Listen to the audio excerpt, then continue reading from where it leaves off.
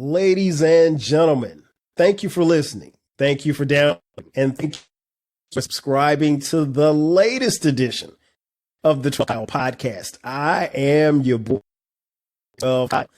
Man, check this out. On this episode, what we're going to do is what we've been doing all year long, each month, in honor of HBCUs. You know, I've had someone come on, an HBCU alum, come on and talk about their university. And you see the title.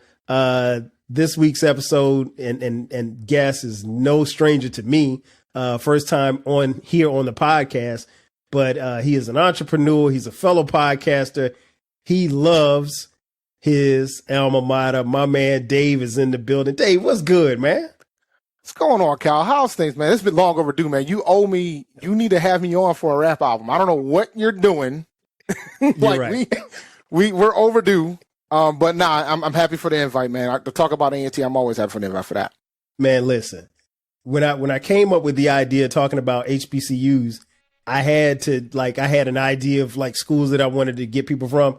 And when A&T, when I wrote down A&T, I immediately wrote your name because listen, I appreciate it, man. If you guys follow Dave on, and later on he'll give you his Twitter information. If you follow Dave on Twitter, social media just in general, but Twitter is specifically, I don't think I've seen more A&T tweets or HBCU tweets by anybody else on social media. And Dave, I gotta give you your props before you even get started, man. The way there were a bunch of tweets that I never got into. I let you fight those battles, and you fought them valiantly and got a lot of victory. But when you were going back and forth with the alumni from that school in the SWAC that used to employ Deion Sanders during that time when Deion was at Jackson State. Oh my gosh, those battles on Twitter were epic. But yeah, he's a proud alum, and I couldn't think of anybody better to have you on, Dave, man. And we will do a hip hop because this guy is hip hop for real, and we've been talking hip hop for the longest. So I'm glad to have you on, brother. So let's start right there. I always start this episode off with, the title says that you chose North Carolina A&T. So why did you choose North Carolina A&T? Well, I mean, at the time, you're talking, man, 24 years ago, because I'm celebrating my 20th anniversary graduating from A&T this year. So for me, when it came down to A&T, I knew that I wanted to do something in the STEM fields, and I knew I wanted to get away from Columbia. I'm from Columbia, South Carolina, as you know. Exactly. I wanted to get away from Columbia and be outside of the spectrum. So A&T was on my list. Johnson C. Smith was on my list. Benedict was like my last ditch. If I can't get out of Columbia, I'll go to Benedict type of thing. But what attracted me to A&T primarily is like they showed up at a college fair at my high school, Richmond Northeast, and they talked about how they graduated. 3 out of the 10 black engineers in the country were Aggies. So so I said, all right, maybe I'll look into doing comp sci. Computer science was within the college engineering. My biggest concern was getting in because I didn't really have the greatest grades at the time, but my SAT scores was decent enough to get in. I got over 600 in the math side of the fence, so that got me through. And because back then, unlike now, there was a out-of-state cap. So luckily, I put my app in early enough, and I got picked. Because there was folks who had higher GPAs than me that didn't get in because they put their apps in too late. But back then, they had a cap. That ain't the case no more. I mean, A&T back in 2000 was much different than what it is now in 2024. It is a different ball game now. I couldn't get in now if I tried. It was the grades I had. Could not get in. My daughter turned 17 last month, and so she's about to head into her senior year. And I told her what the GPA requirements was in A&T, and I'm like, don't worry, if you can't get in, I understand, because I wouldn't have been able to get in either. But she got the grades to get in, but she should be okay. If she wants to go to A&T, she definitely can get in. But it's changed a lot since I've went. But biggest reason is because of the engineering program. I went to University Day, saw the band. I was hooked after that. That. No doubt. So I got it just for you guys listening and watching, and thank you for watching on Facebook. He's from Columbia. Now, you guys know I'm from South Carolina too. I'm from Florence. And I know the answer to this question because I asked him a long time ago, but I'm going to ask him again since he's here on the podcast. He's from Columbia. Now, if you go down Interstate 26 about 30, 35 miles, you get to a city called Orangeburg. And Orangeburg is where South Carolina State is, which is where I went to school.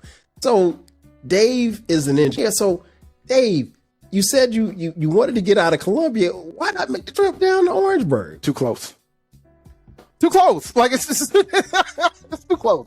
No, it's just too close. Like, I wanted to get away to the point where, like, it would take some level of effort. Like, Greensboro's 3 hours away. That's, like, perfect. So if an emergency does happen, folks can come get me. But it's far enough so I ain't got to worry about seeing you on a random weekend, too. You know what I'm saying? Like, I just wanted to get away because I've been in Columbia all my life.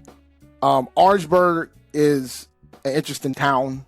I'll say that. I don't want to get slandered by the Orangeburg folks. And the thing is, I got family that went to South Carolina State too. Like, I got HBCUs in my blood. My neighbors went to South Carolina State. Okay. Somebody that taught me how to play the trombone went to South Carolina State because the former band director of Keenan High School was my neighbor. Wow. So, and he still volunteers at South Carolina State for the band now. Wow. You know, his one of his sons went to South Carolina State. So, I have family members. I have my sister-in-law went to South Carolina State. I have it in my, I got HBCUs in my DNA. So I was going to go to one.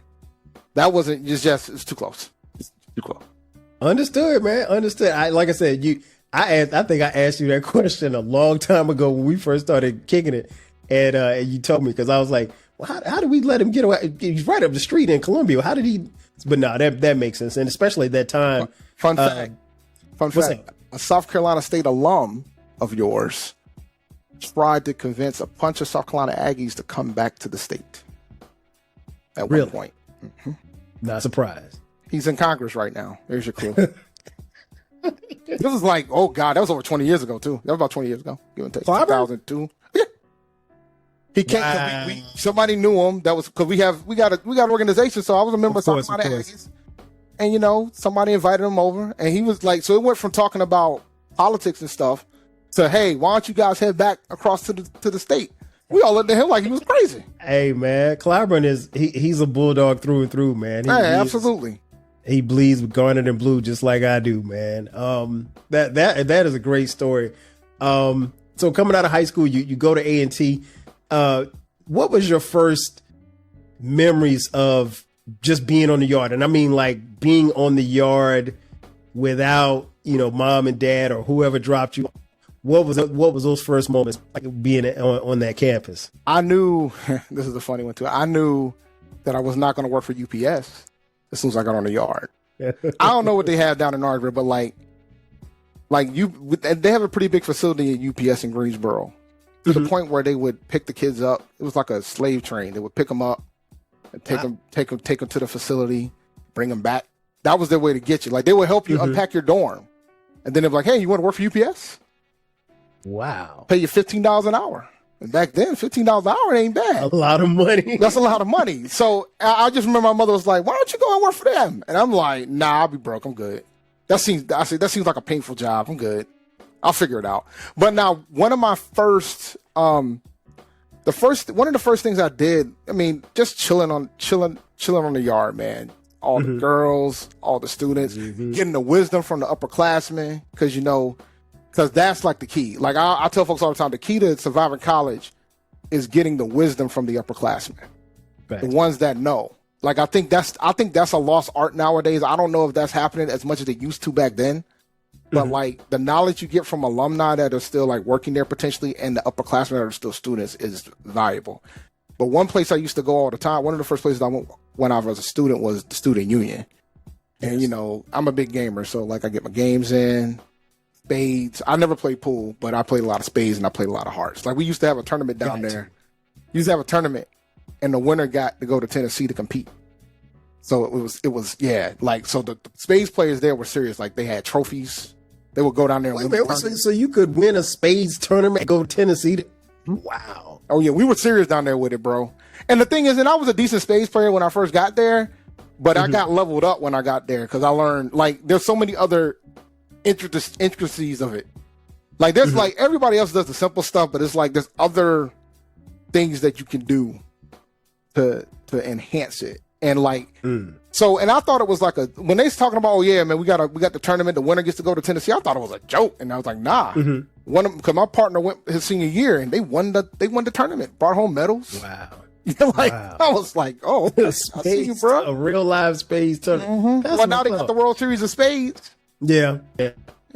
So man, we blew it, man. We all blew it. All our black schools blew it. We could have had like a super spades invitation. Had like all of them do a tournament, champion, and then just find do it in Atlanta and just sponsor them. It would be huge, man, because World Series of Spades is pretty dope. I entered the tournament at the Roots Picnic the last 2 years. I almost won the damn thing last year. They had a spades tournament at the Roots Picnic. Now, for you guys listening, watching, Dave doesn't miss a Roots Picnic. Last year was my last one, so I'm not going anymore. You're not going back? Oh, done, bro. It's gotten too big, bro. It's gotten too big. It's ridiculously big now. Like when I first was going, it was like 2 stages. Like I started going at the 4th one. It was like 2 stages, and so you can catch every single act. That was the beauty of it. You caught there was like 20 acts. You caught all of them. You just go back and forth from the stages. When it got to 3, it got tougher. Now there's like 4 of them. Yeah. There's a podcast stage. There's 3 music stages. I just told you there's a spades tournament there. It is huge now. It's ridiculous now. And so now it gets to the point where you there's guys you want to see and you got to make decisions. And I don't mind making decisions, but I would rather see everybody. Like if I gotta choose between Kirk Franklin or Black Thought mixtape. Right. You know what I'm saying? Like, I want to see both. I want to get my Jesus and my bars. Like, I can't do it. Can't do it. Can't do it. Man, that's crazy. I have yet to make it to a Roots Picnic, man. But if you've never gone, you should go. You're the first person I know that went. Like, and this been what, 10 years ago, maybe? I've been going for a minute. Like, I went. They went to New York. They did New York once. They did a 2-dayer in New York, and that was pretty dope. You know, and that was easy for me. That's a drive for me. But But nah, I've been going since 2011. Okay. It's been a minute. Yeah. When you got to A&T, and I always ask this question because I think some students have this moment, some don't. Did you ever have that moment where you thought you were going to have to call home and say, "Hey, come and get me"? Like, I mean, like, get me, like I'm homesick. No, I think for me, the biggest challenge I had as a student when I first got there was making sure I had the finances to stay. Okay. Like that was the biggest challenge for me because, you know, when I first got to A&T, I had no scholarships. So it was either grants or loans. Wow. So for me, it was about the finances to stay. I didn't start getting scholarships till my sophomore year because my grades were not like my grades in high school when I got to college. They were much better, vastly improved. Right. Okay. So I started getting scholarship money, and because I was in college engineering, the scholarship money started coming, and then after my sophomore year, I got my tuition and books taken care of by the company that I currently work for now. So it worked out in the end, but like the first 2 years for me, it wasn't about whether or not I want to call, say I'm homesick. Matter of fact, the one time I wanted to call home to get a ride, it was an interesting conversation I got. I called my mother. I'll never forget this. I called my mother. Hey, I said, we got break coming up. I need you to come pick me up because they wouldn't allow us to stay in the dorms. And her quote was, "Go find somebody from Columbia to catch a ride home, and you can get the car to come back." That was that, yo. And so I did find somebody from Columbia. Yeah. And I caught a ride home. I thought she was joking initially. Yeah. No, I'll make it happen. But fortunately, because of ironic enough, I met folks in the union. I played a lot of space with a lot of folks. I met folks from Columbia, and it worked out. But it's just things like that. So I wasn't really like my goal was to not come home. Like I tried to find a job during the summer so I didn't have to come home. I worked at IBM my first summer, and I worked in Rhode Island the other 2. Like I did not want to come home. I only came home for holidays. So that was the goal. Like I wanted to kind of be out. You know, I wasn't like at the home. There's a lot of kids that were. There were a lot of students that were like, "Yeah, I'm going home this weekend. Go watch the Lowe's or do whatever." Because at the time then, in-state, there was a lot more in-state students at A&T at the time. Much higher percentage than there is now. Yeah. It's now when you compare like what North Carolina A&T is now as opposed to when we were in school, it's night and day. Totally night and day. As far as classes, man, what was the easiest class that you had? Badminton. Stop it.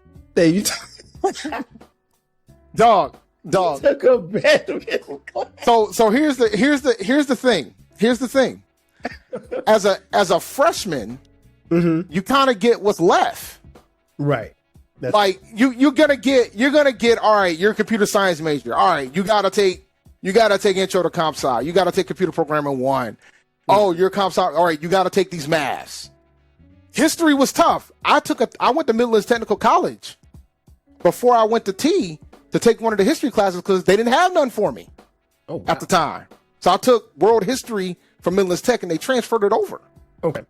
But for gym, all was left was 8 a.m. badminton. The hardest part of badminton was to get in there at 8 o'clock. 8 o'clock, yeah. That was the hardest part. Like, because the thing is, the badminton professor was a football coach. Okay. And it was in the fall, so it was during the football season. All I had to do was write a paper, be there, show up 8 o'clock, and then when the season was over, he was done because at that point he had to go recruit. So he was like, and that was when Coach Bill Hayes was the head coach at A&T. Yeah, shout out to Coach Hayes. Yeah, Coach Hayes. So near the end of the semester, he just was like, classes are done, write the paper, and spring it to my office type of thing. And that was it. Wow. So, but we played badminton. I learned how to play badminton for a bit. And at one point I was in badminton, but badminton. It was badminton by far. I mean, non-gym class, probably film and culture. Okay. Film and culture. That was my senior year. I was pledging. So, yeah, film and culture. It was something that didn't require me to come to class. So, conversely, what was the hardest class at A&T? God. I'm going to do a tie. Physics 1 and differential equations.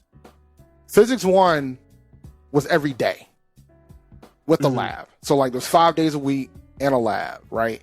And there was one time where I asked the chair of computer science at the time, it was Dr. Williams at the time, and I asked him, hey man, why the hell we got to take physics every day and only get 3 credit hours? And his response was, well, I can call the physics department and see if we can get 5 credit hours. And everyone was like, no, don't do that. I know that's right. So that one was tough, and differential equations was hard. And I think the biggest reason why is because of the professor. He didn't believe in reteaching old stuff. So like, and he was so good at differential equations where he would skip all the trig and all the calculus in it. He would go straight to the differential equations part. So if you didn't know how to do the other 2, you weren't going to survive. And it was bad. Like we had cats getting 2s on tests, 10s on tests. It was bad, man. It was tough. Yeah, it was tough. Like if there was one class that had me rethinking my major, it was that one. Mm-hmm. It was that one. And it wasn't even a comp sci class. That's the crazy part. It wasn't even a comp sci class. But so it wasn't something but it was something you had to take though, right? It was required, yeah. Okay. But when freshmen came in, and once I became an upperclassman and freshmen came in, I always told them there's some classes within your major that could do you in comp sci, and there's also classes outside of the major that could do you in. So it's important to structure it right so you can keep your mental health intact. Like you can't take physics, differential equations, and data structures all at the same time. That's suicide. Like you ask for too much. Right. Like you ask for too much. Like you can't do that. So you gotta strategize and split that up and still be able to continue on time. If you put the wrong combo in or your rhythm gets messed up, it's gonna be tough sledding. Because there's some folks that took differential equations 3 times. Wow. Yeah. Like you don't want to take physics twice, like because because the problem with physics is the amount of time that you got to be in that lecture. That's what makes physics a pain. And we had the guy that invented WebAssigns, like the digital homework that's so famous. Right. He did his dissertation on WebAssigns. Wow. Yep. That's crazy. So he gave them out every day. And anytime he wouldn't give us a WebAssign, we all applauded him. That means we didn't have work to do. Right. But when you take a guy every day and he's giving you assignments every day, it's a lot. Yeah, it gets you prepared. It definitely gets you prepared. That's for sure. What guys listening and watching don't understand, or maybe some of you do, given the fact that I went to South Carolina State and Dave went to North Carolina A&T, our schools are rivals. I mean, like big rivals. Whatever Duke, Carolina, whatever rivals you can think of, that's us. Unfortunately, well, when we were in school, we were competing against each other in all sports. But fortunately, I should say, A&T left the conference and moved on to another conference. And I saw you, Dave, you sent out a lot of tweets, very vocal about it. In fact, I just saw you going back and forth, I think, with somebody from South Carolina State, like maybe 2 days ago, Jay. Yeah, Jay's my guy from South Carolina. Yeah, I don't. He's younger than me. I don't know him, but I've seen him in like a couple of SC State Facebook groups and stuff like that. But A&T, man, what was the overall vibe on just kind of explain to the listeners and the viewers, like, and just an average day on the campus, because like it has a certain mystique, and we'll talk about a homecoming of sorts in just a second. That'll be my second question. But what was the vibe like on campus each day? There could be a party in any part of that yard, like at any time, right? I think they've kind of kept that going. But overall, man, A&T, the vibe, it ultimately depends on what school you're in too. The joke is, because in North Carolina we actually did have snow days, so sometimes we would close. So the running joke is, when there's a snow day and A&T's closed, the Crosby kids are out here just sledding down, enjoying the snow, snowball fights, holding on, and the engineers is over here trying to figure out how to open the dang on doors and get work done. So it all depends on what school, but like, I think for me, as being part of the college engineering, it was more about you had to manage your time. It was critical. Like, I tried to party. I partied when I could. And I was a good time manager when it came to it. One time I got front row seats to the Roots the day of, and I had midterms the next day, and I went. So you do what you're supposed to go. Yeah, man. I met Knife Wonder that night. Crazy enough too, kind of wild, but he was DJing. That's what's up. But that's crazy. But now the vibe on campus overall, I mean, it's typically a chill vibe, but there's always something going on. There's always events. I mean, like, I remember one time, man, I was just trying to, like, I lived off campus my final 3 years. I was just trying to go home, and the Deltas wouldn't allow it because they were doing their probate in the parking lot. So I couldn't move my car. So I had to watch the probate, which was cool. Some of my friends was on the line. It was cool. It was 97 of them. It was cool. How many were they? 97. Wow. Yeah. We had I think 105. I believe it. I don't know. I didn't go to that probate, but I knew a few. Yeah. Now that I mentioned, you got and of course you got the bands, Blue and Gold Marching Machine. They marching all over the place. Like, it is always something going on that campus from that standpoint. Now, wait a minute. I know you mentioned the trombone early. Were you in the band? No, not at T. No. Okay. I probably could have walked on, though. I didn't play in high school either, but I probably could have walked on. I was pretty good. Okay. I'm pretty sure I could have walked on if I wanted to. I could not. Like, I needed scholarship money, and I wasn't gonna do that for free. Like, I give to the Blue and Gold Marching Machine because I understand what it takes. I see them. Yes. They work as hard, if not harder, than our athletes do. Like, we got them trainers this year, from what I understand. Like, they're gonna have trainers this season. Really? Yeah, they're gonna have trainers. That's what's up. Yeah, they're gonna have trainers this season. So I mean, it's deserved. It's one of the best bands in HBCU history. I mean, that's not. I mean, and currently one of the best bands in the country. I mean, that's. I don't. I can't even. As much as I love the Marching 101, I got to give my props to that band. And I've heard A&T play several times, and seeing them and hearing them on TV is one thing. Being in a stadium with them, something totally different. They make you feel it. You know what I'm saying? Speaking of bands, I gotta talk about Homecoming. It's Homecoming on Earth. That's what they call it. They call it, if you follow people on social media, you'll see in some weekend in October, you'll see hashtag GHOE, GHOE, the greatest homecoming on earth. Tell me why that is the greatest homecoming on earth, because everybody says they have a great homecoming. I can actually vouch and say that y'all have probably one of the livest homecomings I've ever been to in my life. And we have a great homecoming. I'm not even going to front of my school, but the name is earned. What's your take on homecoming, man? Homecoming is 8 days, man. Jeez. It starts on Sunday and ends on Sunday. Wow. It's 8 days. Like, and whenever I tell folks that, they look at me like I'm crazy. But I'm like, no. It's 8 days. Mm-hmm. And I remember when the pandemic happened, I said, if A&T cancel homecoming, this shit is serious. Right. And they canceled homecoming. Like, oh yeah, okay. This pandemic might be real. I was like, That's what great you things was going right now, man. They got to cancel homecoming. The next thing I know, A&T's like, yep, GHOE's gone. But I think what makes, like, the thing about GHOE is it's the atmosphere, and like, and you see the phases, right? Like I said, it starts on Sunday.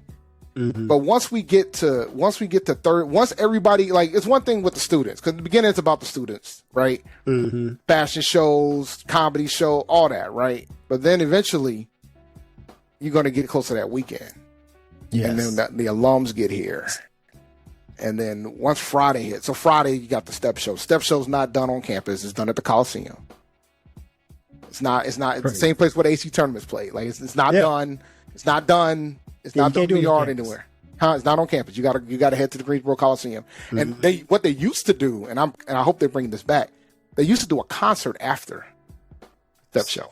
Good old days. So like Jill Scott would perform at the venue downstairs of the Coliseum. And do a crazy, one year I saw Erykah Badu, another year I saw Jill Scott. Like after, and they literally wait till after the step show's over before they come on stage. Wow. So it's pretty. It's a as an alumnus, it's a dope transition to go from the step show to that, right? Mm-hmm. But so then you got the game. This year we had the game televised all over downtown Greensboro. Okay. Like we took over the downtown area, like. The city of Greensboro, like I always compare when people talk about how great their homecomings are. Mm-hmm. I always remind them that is your homecoming great because of the city it's in, or is it because of y'all?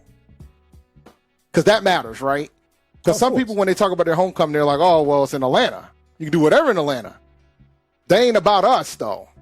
Mm-hmm. You know what I'm saying? So I think that's important. Like a lot of the activities we do, like there's some things that are off campus, but it's us. It's on our yard, like the game, all the festivities on the yard. And when last year, bro, we had 80,000 people on the yard. Like that's crazy, insanity last year. Like and it's funny because like I'm a Sigma, so we have the benefit of having our plots. So we can grow on the plot. And it was crazy because we ran into the police officers, and I guess this year Greensboro A&T decided that they're going to make sure they got enough police force to make sure there's no incidents that happen. Of course, which makes sense. But they had police officers from all over the state, because A&T's homecoming isn't just a big thing for A&T; it's a big thing for the city and the state of North Carolina. Mm-hmm. Like it's one of for Greensboro, it's their biggest event of the year. No question. Like, there's not even close. Revenue generator. Oh my God, yes. So it's a big event. It is a phenomenal. But I think what makes we pretty much own the city for that entire week. Mm-hmm. It's our city for the entire week. There's no debate about it. There's no conflicts about it. If you had somebody coming, even if they weren't an official A&T event, they're there because of homecoming. Wow. And that's just what happens. You get random, you got the school sponsored events. And then you got all these other cats that are probably getting a cut into. So it's constant jubilation for an entire week. We pretty much own the city, man, and that's what makes the homecoming so beautiful. It'd be nice we win the game too, But now the game is turned. The game is turned into another thing because now, we got a concert during the game too. We had like a 3-hour concert.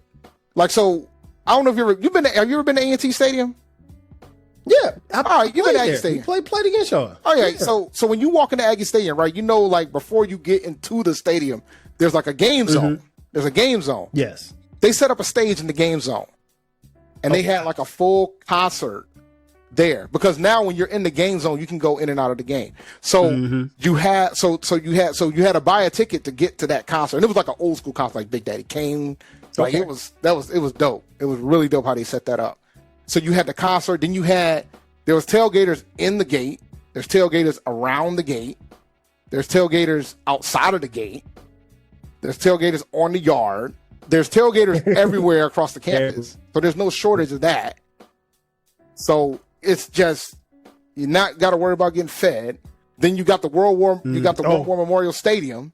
So they got vendors there, tailgaters there. We just take over, man. Pop-up shops all over the place. Take the whole city over. It's great. I got to get back up there, man. I haven't been since we played my senior year. No, that was my junior year. We played up there and we won.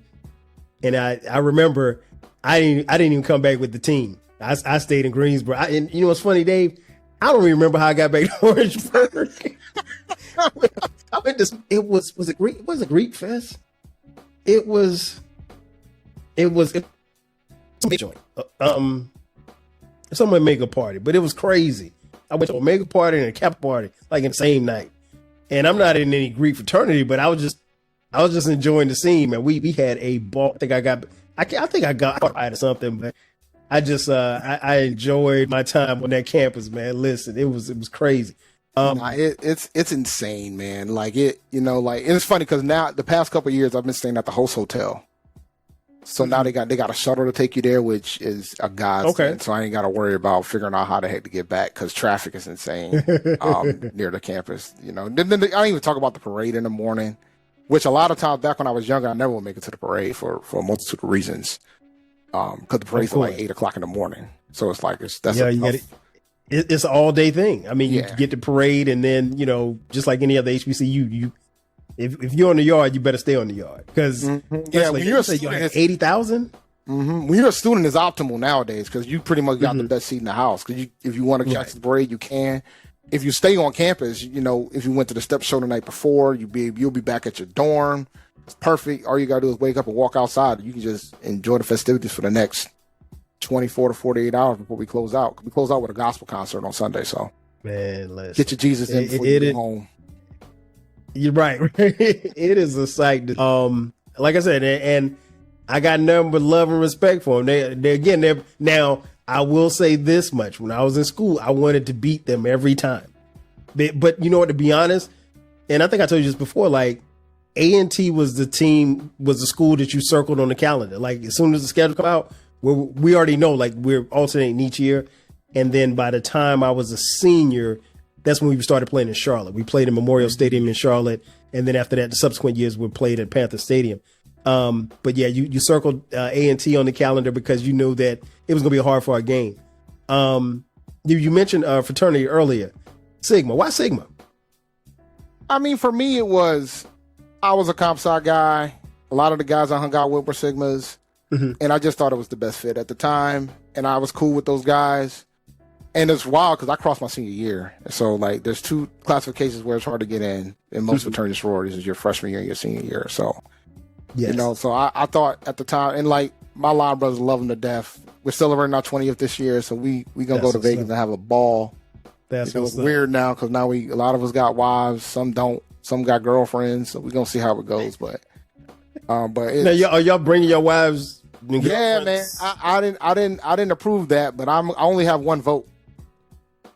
Because I'm not married anymore. I'm divorced, so like I didn't really necessarily approve. Telling us that. Yeah. So for me, but I understand, because some of them are sorors too, so that's cool. Okay. It works out. And then we're inviting our line sisters too, so we'll see how it goes, man. It should be a good event. We'll make sure nobody lose all their money in Vegas. Right. Yeah, you gotta make sure that happens. Man, before we get out of here, Dave, I gotta ask you, and something I ask everybody that comes on the podcast, particularly when we're talking about HBCUs, if you're speaking to and I know this is right up your wheelhouse, if you're speaking to a high school student, and they are interested in making the journey to Greensboro, why should they choose North Carolina A&T University? That's easy, man. Besides the fact that we're the best institution on the planet Earth, we're also the largest HBCU in the country. If you're into engineering, we graduate more black engineers than any school in the country. That's any school in the country, not just any black school in the country. Any school in the country. We graduate more black engineers than any other institution in the country. We're also in the top 5 in journalism, visual arts, STEM, across the board. That's our swim lane from that standpoint. Greatest homecoming on earth, one of the baddest bands in the land. It's the vibe, man. It's nothing like that you experience from that standpoint. So for me, it's if you wanna go to a phenomenal university, teach you everything you need to know, guaranteed to get you a job for the most part. Like most majors, most folks, they walk out of here with a gig. Like most folks have multiple gigs to choose from.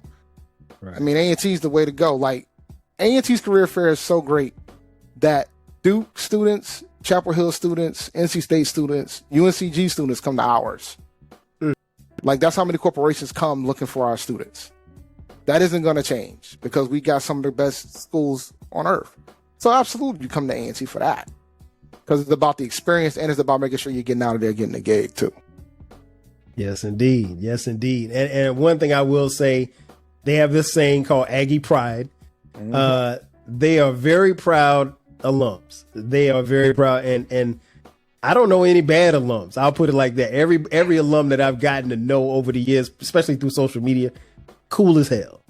And I was, and for the most part, I'm always like, you know what, I could have went to school with them. Like, because you have this certain, I guess, idea of what people are or what they might be. Because, if you think about Howard or Hampton, you might, they're kind of bougie or whatever.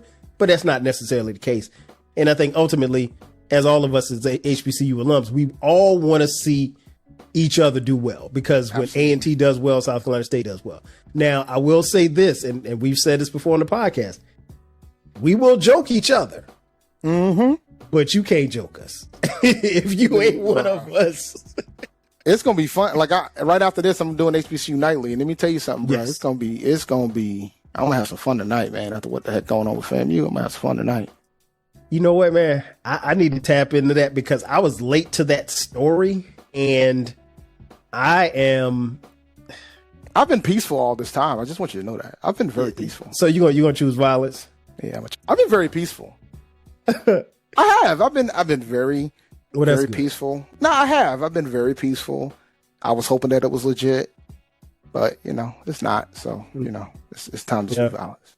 But again, just like I always say, man. I mean, like if it's a negative light on a school like FAMU, it's a negative light on HBCU. Yeah, but in the same breath. And that's and for me, and I know we're going further about it, but that's the rub for me, right? Because I was hoping that it was legit, primarily because if it wasn't legit, I know we're not a monolith. We're not a monolith. The general public assumes that we are.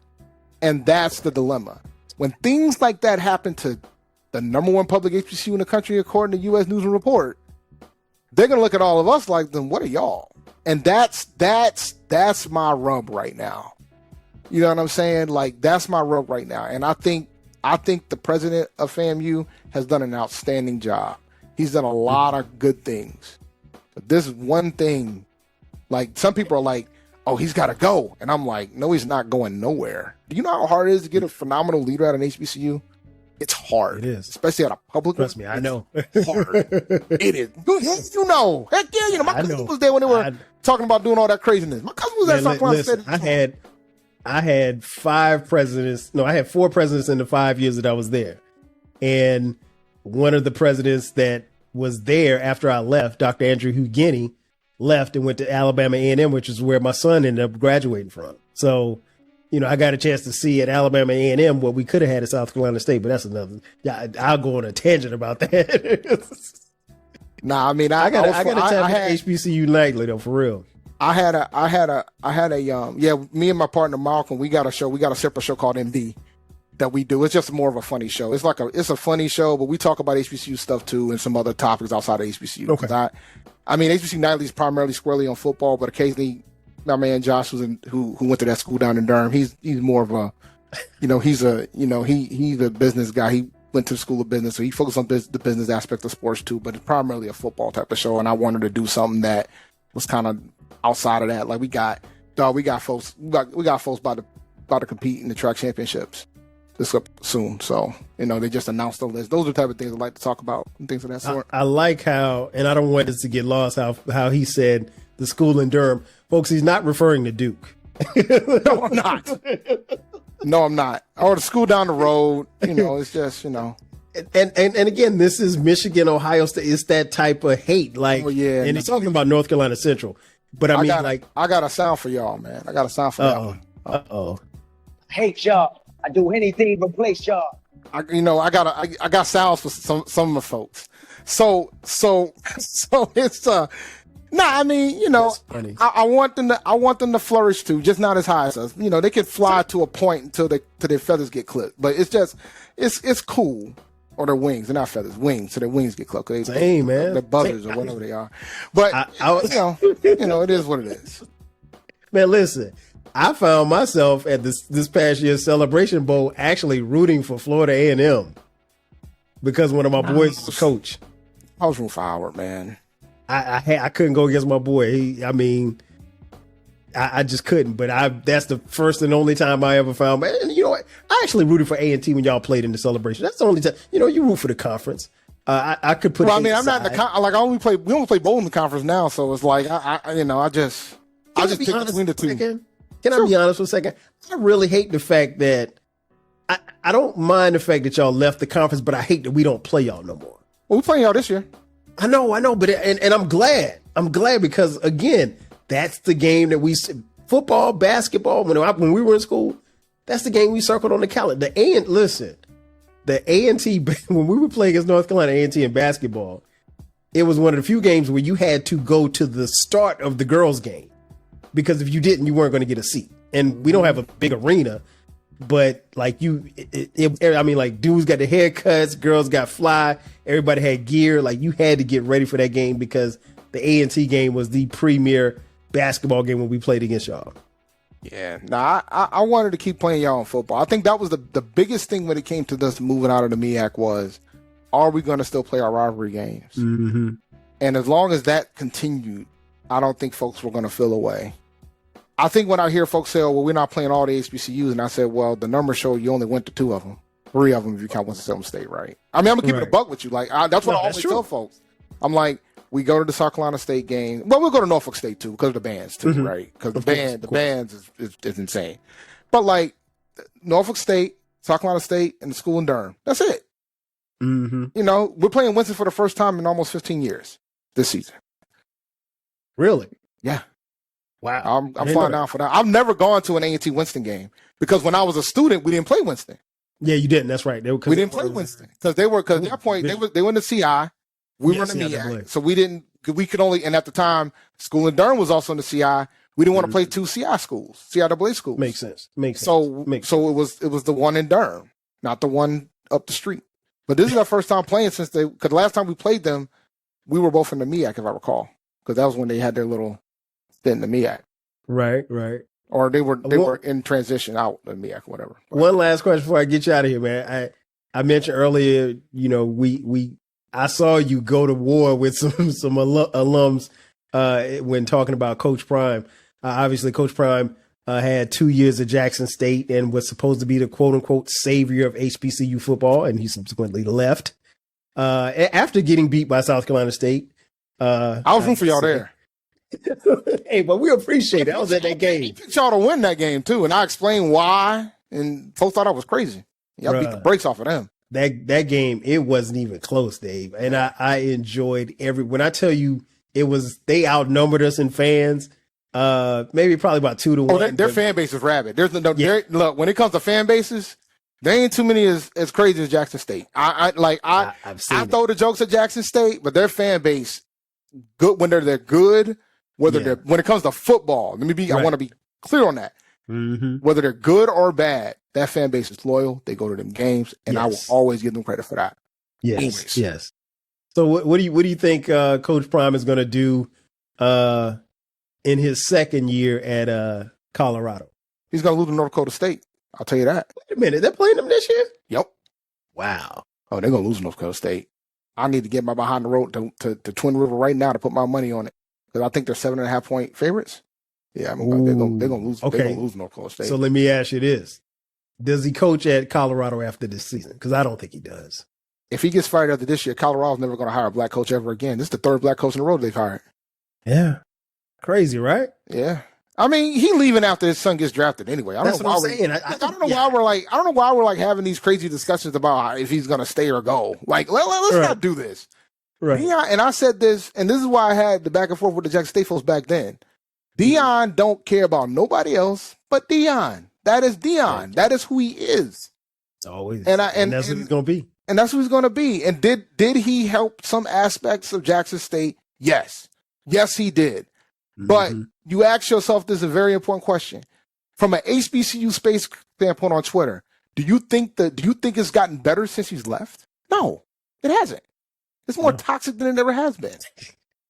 It was already toxic before, but now it's gone to an extreme level. Because whenever something happens with him or something related to him, somehow these bots show back up and be like, hey, I'm back. Like, it's just, so for me, I understood why. And if what he said when he first got there was a believable statement, then sure. Mm-hmm. But we all knew that it wasn't going to necessarily end clean. It wasn't going to end clean like it should have. Like, folks, when Tamika Reed left to go to Charlotte, they try to compare it to Prime. And I'm like, there's no comparison. No, it's not the same. No comparison. Reed never said she was the savior of college. No, she was out there she was just out there dominating that conference. That's all she was doing. She was dominating that conference. She's from the area. She's Jackson State through and through. And she decided that there was other opportunities and there's other things that she wanted to aspire to be. And so she made a decision to go. And props to her. And I'm rooting for her in Charlotte. Right. I really am. I'm rooting for her, man. So I'm looking forward to see how that goes. There I will be watching. I will be paying attention to see how Charlotte does because I'm rooting for her. I want her to do well over there, man. Because I think that it says something when you see other programs take from your ranks. Like when A&T lost, when Coach Ross decided to leave the A&T track program to go to Tennessee. Like, those are the type of things you want to see. Yo, that was, and I didn't even tweet you. I saw your tweets, man. Ooh, it was a battle. Boy, you were having some battles. And what's funny is, like, I would refresh and your tweets would always be at the top. I'm like, man, Dave going in today. I mean, I try to pick my spots, man, because, like, you know, I haven't really talked about the FAMU stuff on Twitter yet.